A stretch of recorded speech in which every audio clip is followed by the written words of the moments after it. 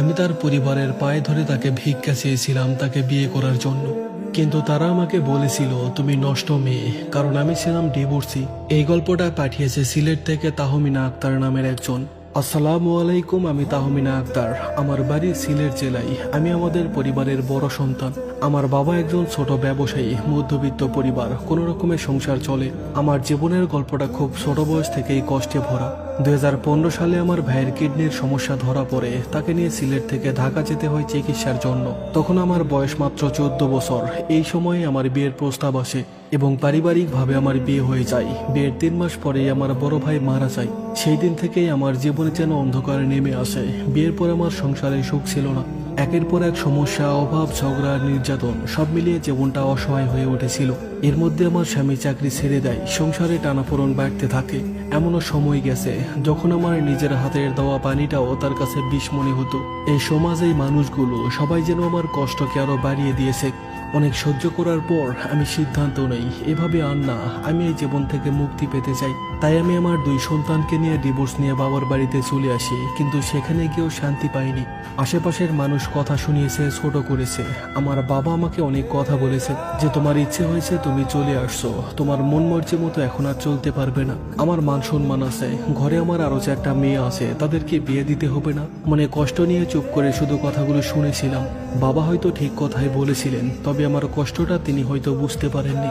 আমি তখন বুঝলাম আমাকে নিজের পায়ে দাঁড়াতে হবে, কিন্তু কি করব, আমার কাছে তো কোনো টাকা ছিল না। তো যাই হোক, 2023 সালে আমি ফেসবুকে একটা আইডি খুলি। অনেকেই কথা বলতো, কিন্তু আমি কাউকে বিশ্বাস করতাম না, কারণ আমি একবার প্রতারিত হয়েছিলাম। কিন্তু হঠাৎ একদিন 18 আগস্ট একটা ফেক আইডি থেকে মেসেজ আসে।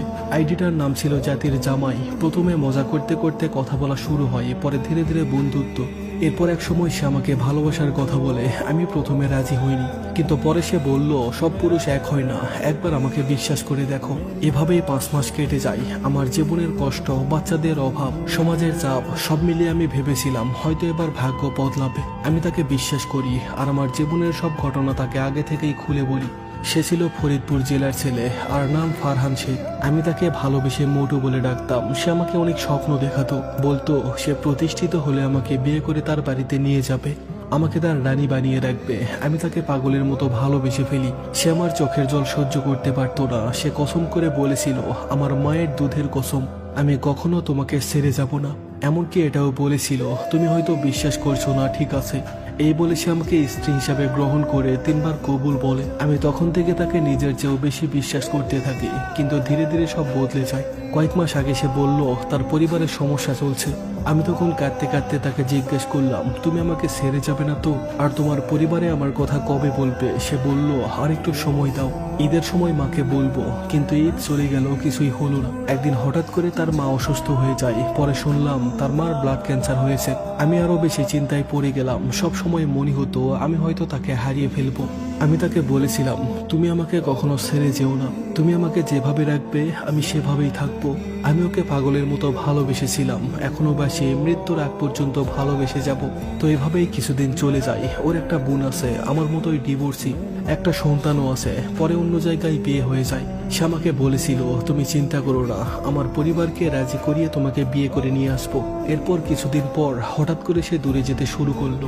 একদিন সে তার শেষ কথা বলে ফেললো, বলল, জান আমাকে মাফ করে দিও, আমি তোমার হতে পারবো না। তার এই কথাগুলো শুনে কান্না করতে থাকি। তাকে অনেক বুঝাই, কিন্তু সে আমার কথা বুঝতে চায় না। তারপর আমি তার ফ্যামিলিতে কল করি। তার বাবা মায়ের হাতে পায়ে ধরে ভিক্ষা চেয়েছি তাকে, কিন্তু তারা আমাকে বলেছে মান সম্মানের একটা বিষয় আছে, আমার একমাত্র সম্মান। তোমার মতো নষ্ট নারীর কাছে বিয়ে দিব? একটা জামাই তো খেয়ে আসছো। এই কথাগুলো শুনে আমি 3 দিন শুধু কান্নাই করেছিলাম। 3 দিন পর দেখি সে আমাকে সব জায়গা থেকে ব্লক করে দিয়েছে। আমি কিভাবে তাকে ভুলে যাব? তার মায়ের স্বপ্ন, বোনের স্বপ্ন, বাবার স্বপ্ন পূরণ করার জন্য আমাকে ধ্বংস করে দিল। আমি তো তাকে ভালোবাসতে বলিনি, সে নিজে থেকেই আসলো, নিজে থেকেই ভালোবাসলো, স্বপ্ন দেখালো, আমাকেও ভালোবাসতে বাধ্য করালো। অবশেষে সে আবার নিজে থেকেই চলে গেল। তার বোন আমাকে বলেছিল, তুই মরে যা, কোনো সমস্যা নেই। সে নিজেও একজন ডিভোর্সে ছিল, অথচ আমার কষ্ট তার গায়ে লাগেনি। আমি তো তাকে ঠকাইনি, আমি তো সত্যি বলেই তাকে ভালোবেসেছিলাম। তবে আমার অপরাধটা কি জানেন? আমি ডিভোর্সি, 2 সন্তানের মা, আর প্রতিষ্ঠিত না। আজও আমি তাকে ভুলতে পারিনি। আজও আমি তাকে অনেকটা ভালোবাসি, মৃত্যুর আগ পর্যন্ত ভালোবেসে যাব। আমি জানি হয়তো সে আর কোনোদিন ফিরে আসবে না, তবু আমি সারা জীবন তার অপেক্ষায় থাকবো। ধন্যবাদ সবাইকে।